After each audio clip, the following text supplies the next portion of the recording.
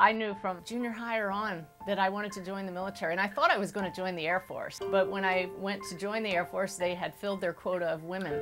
So then I started thinking, well, gosh, I've always liked the water.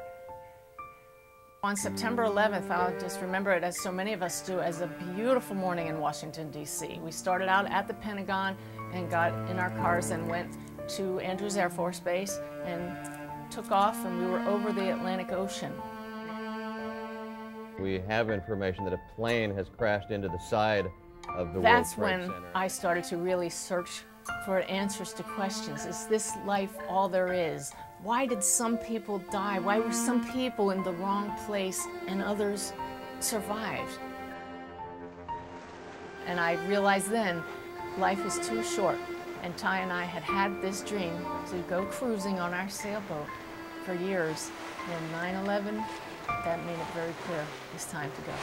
I am sailing across the Atlantic Ocean! This whole time we had contact with our family by email, and we got an email from Ty's daughter Elizabeth. Well, when we made the call, Warren answered, and I just said basically, "Hey Warren, how's everything going?" And he said, "Not going well." And then Ty, he turned to me and he said, "Susan is gone."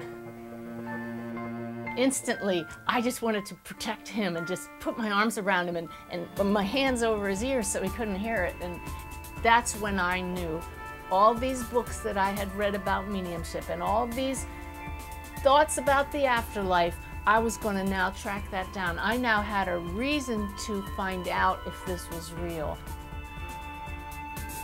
You know, we can tell people that this is real, but until they have a personal experience, you probably won't change their lives. So unless someone received a very evidential mediumship reading, a lot of times it doesn't change their belief system about life after death. I'm looking around thinking, oh, some of these people in this room are probably mediums. I can't wait to see what happens. And all of a sudden, Janet points right at me and she said, "Suzanne, you come up here." I thought I was just going to be writing about it, and all of a sudden I was doing it.